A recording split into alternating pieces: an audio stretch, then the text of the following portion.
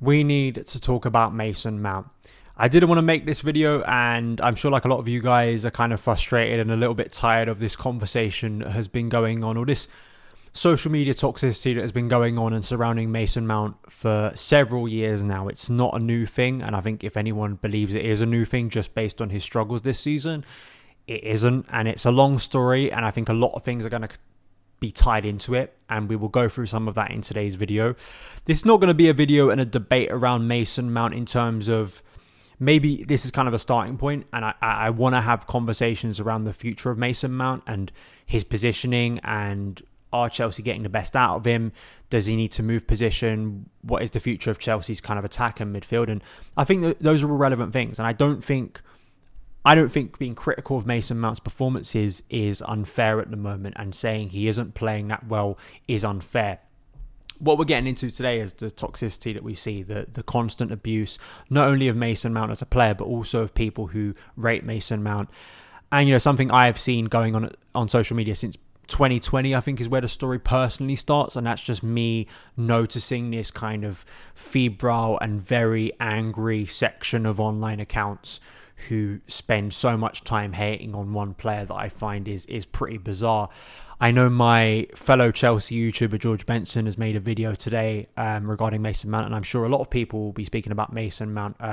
So if you're the uninitiated, if you're someone who's not a Chelsea fan who is confused by the hatred of Mason Mount, we're going to speak about that in today's video. If you are new around here, make sure to hit that subscribe button, make sure to hit that notification bell, because when you do, your life improves by about 5%, maybe not even that, 1%. And if you do hit that like button, it increases the chances of Chelsea signing a central midfielder. Believe me, that's exactly what it does. But let's get into Mason Mount. He isn't having a good season. I think I should say that from the off. And if you listened or watched my Liverpool review, I was critical of his performance. I don't think he's playing well. He looks like a shell of the player that we saw at his best in the previous two seasons, particularly that run under Tuchel after he replaced Frank Lampard almost, what is it, two years ago now. You know, it's not a nice time for Mason Mount, and seeing the criticism of him, the concerns around him looming around his sort of contract situation and that not being resolved. I did wonder in my Friday show when we were talking about Mason Mount, this contract thing, whether it's playing on his performances. And there's a lot of things I think wrapped up in that, right? So I'm not sitting here and saying that Mason Mount is having a brilliant season. I think it'd be pretty stupid for anyone. There's a lot of strawman arguments, as I see on social media, around a lot of things nowadays, where people put words in your mouth and they say you're saying one thing when you never actually said that, or you're arguing one point when you actually never argued that point in the first place, because you don't bring up every single point. If I say that I don't think Graham Potter should be sacked, I'm not saying at the same time that I think Graham Potter is doing an exemplary job and he deserves no criticism. You know, that's kind of the easy way people make counter arguments, is they say you're not saying one thing because you said the other, which is nonsensical. So if you actually watched any of my reviews recently, I'm always kind of pretty consistently, I'm talking about Mason Mount, and I don't think he's having great performances at the moment. But what we're going to speak about is why is there so much hatred of Mason Mount? I personally think there's a lot of things wrapped up in this. And unfortunately, I think the toxic side of it is that not a lot of it, in my opinion, has to do with actually anything on the pitch. So if you're someone who's just very critical of Mason Mount's performances and are concerned about his performances, I'm not really talking about you currently. If you're someone who's not abusive of players, then I'm not talking about you. What I am talking about is a loud and I think vocal minority of accounts and kind of chatter online that I think stems from... For me, it stems from the Maurizio Sarri season, when we saw this kind of divide between Chelsea fans. And although people kind of raise their eyebrows and think, why does Maurizio Sarri, a manager who was here before Mason Mount broke into the first team under Frank Lampard, why does that relate to it? I think that online divide between Chelsea fans that got very toxic during Sarri's season, I think we saw a backlash when Frank Lampard was here. And I think it was a backlash against the match-going fans who obviously liked Mason Mount, who obviously loved Frank Lampard. And because there was a connection between coach and player, a player who played regularly for Chelsea as a young player, people, I think, rebelled against that. And Mason Mount became the subject of that, a bit like how Jorginho, I think, took a lot of unfair flack and abuse when Maurizio Sarri was here. I think it's a similar thing. You see it across clubs where you get players who just get scapegoated, and Mount unfortunately has become that player. And what I want to make abundantly clear here is that the abuse and toxicity is not stemming, and for me, has very little to do with his performances on the pitch. Because Mount had some amazing periods as a Chelsea player. He already has, and that's why he has so much credit in the bank. When he had that amazing period under Thomas Tuchel shortly after he arrived, he was still getting abuse. He was still getting people targeting him. We still had nonsensical things coming out about him on social media when he was scoring the winner at Anfield against Liverpool to win that game, when he was scoring against Real Madrid, when he was playing the pass that won us the Champions League in 2021, that Kai Havertz goal, that magical moment. He was still getting abused. So I don't want to hear anything about how, well, it's only happening now because his performances have dipped. That's just nonsense. It's complete nonsense. And I think that anyone who's spent time on social media in Chelsea circles will know that this has been going on for a very long time, and it isn't just based on his performances. And I think the shame of it is I just don't understand the mindset, and I think this isn't just related to Mason Mount. Mason Mount is kind of the centre of it, but I think you see this with when Chelsea signed Ben Chilwell, a lot of the same accounts being very unhappy that we were signing an English player, when we've appointed English coaches like Frank Lampard and Graham Potter. When we buy any English player, I just find it a bit bizarre. If you don't like an English football club, or you don't like English things about an English football club, why are you supporting an English football club? Chelsea Youth always brings up this point. It's like, when you support a club based in England, you've got to expect that they're going to sign English players. There are going to be English things about them. There are going to be match-going fans who, surprise, surprise,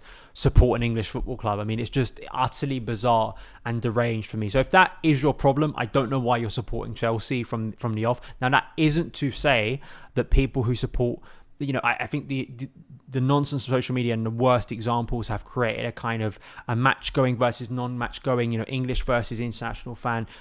And this is toxic because I have met brilliant fans from across the world. I've been lucky to collaborate with some of them, to work with some of them, to guest on their shows and to speak about them and to hear their stories. I remember being in the away end at a pre-season friendly, Mönchengladbach, several years ago, and a fan came up and sort of said that they watched the channel, which was lovely and really humbling, and they were recalling the story of living in India and waking up very early to watch the Munich final and their celebrations, watching Didier Drogba's penalty. So it's not international versus... When I'm talking about English, I'm talking about these specific toxic accounts that seem to have a problem with English players and always bring up English when they're, say, responding to some of my tweets. They always seem to bring it up, and it always seems to be a pejorative. I find it a little bit weird how it always seems to be that kind of thing when I'm talking about Chelsea players, other than when I'm writing. And it's just a natural thing when you're writing about footballers, and if you're in football writing, to not keep on saying the player's name, to kind of spice up your language. You do sometimes will say, if I'm talking about Mateo Kovacic, for instance, I won't say Mateo Kovacic.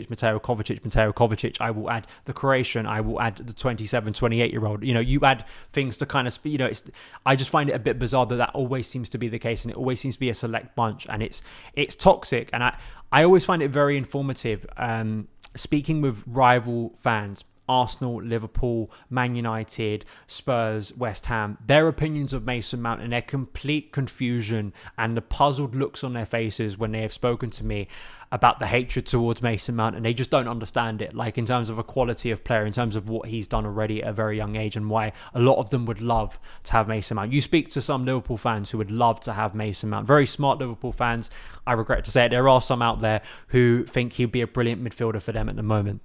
They look on with confusion, and they should look on for confusion, because it's just utterly bizarre to me that 5 years ago, if you would have said to any Chelsea fan that we'd have a crop of Cobham youngsters come into the first team and feature and star as important, influential players in a Champions League, think about this, a Champions League win, and to think that there'd be a group of fans who'd be unhappy about that, it's just bizarre. We could go, and that's the word I keep on coming back to, because it's a complete warping to me of what I thought supporting a club was supposed to be about. I don't have hatred to any Chelsea player. I can be annoyed, I can have criticism, but you never hear me on this channel, even when I'm critical, abuse players personally, because what does that achieve? It only creates more toxicity. And what kind of analysis is that? To call a player crap, or to use an expletive, which I don't do on this channel, to call a player that it's not analysis. You don't get anything from that. Maybe it's nice, and that's the only way people want to consume football. I'm sure you can find many football YouTube channels that do that and will provide you that service. You're not going to get that on this channel, unfortunately. So I'm sorry if that makes you unhappy, and I don't target footballers like that and don't target managers like that, but that's not the way I'm going to run this channel, and that's never going to be the way I'm going to run this channel. It's never going to be an abuse abusive place. I'm going to have criticism of players, honest criticisms of players. If I think a player's played badly, I'm going to say it, but I'm not just going to abuse them personally, and that's the end of the conversation. It's always that seems to be that line with Mason Mount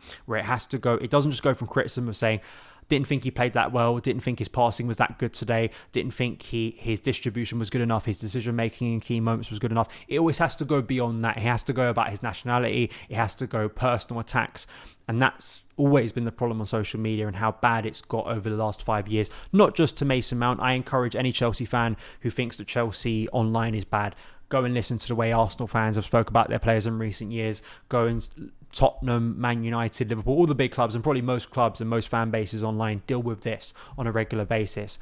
But Mount, unfortunately, has become the centre of it for many years now.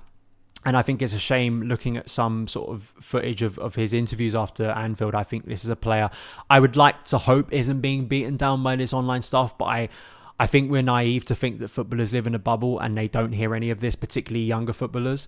And this is a general conversation. Posting fail comps of 18-year-olds is just nonsensical. It's just toxic. I don't care what nationality that player is. I don't care who they play for. I think it's counterproductive. And I think you're naive if you think that footballers, particularly younger ones, do not see any of this stuff. And if you think it's going to benefit you as a supporter, it's going to create a nicer environment for these players, I think you are fooling yourself. And I think, unfortunately, my opinion is that Chelsea has become a club that I get the impression that some people don't like playing for Chelsea. And given the nonsense we see on social media, the worst of the worst stuff that I see crop up so regularly, even though there are some brilliant people on social media, you know who you are, the ones who I either go onto their shows or we interact and we speak about. Some of those I've been lucky enough to meet in person at Stamford Bridge. I'm not speaking about you, but we all know the dark side of Chelsea Twitter, and I can understand why some players maybe don't want to play at Chelsea and maybe get beaten down by it, because it is just complete nonsense, and it's complete the complete antithesis of why I fell in love with Chelsea and what makes being a supporter a supporter. The clue is in the word. You support the players even through thick and thin, as our famous song goes, through the sun and rain. And unfortunately, I think some people have very short memories and seem to take pleasure in just abusing their own players, whoever they are. So I think it's completely nonsensical. Those are my thoughts. I know people, listen, I know I'm going to get a lot of comments saying bias, agenda, because that's the only way some people can seem to debate, not even debate. That's the only points they have. They have a bunch of catchphrases that they can go through and they don't really have a counterpoint. But we can have, if you want to have a conversation about Mason Mount, his positioning, his future at Chelsea, happy to do that. If you're not just going to be abusive and just be disrespectful, then obviously we're not going to have that conversation, because I don't want to have that conversation. But I think it's relevant currently with the nonsense that's gone on around this player for so long and has gone around other young players within this squad, that I just think needs to be talked about, or at least rejected, and call it out for what it is, which is abusive, which is toxic, it is a level of discourse that I think Chelsea fans, good Chelsea fans, should be trying to reject at every point, if you want to make the online conversation a little bit healthier. Those are my thoughts. I hope you enjoyed this video. Follow me on Twitter at SonOfChelsea, and I will see you again very soon. All the best.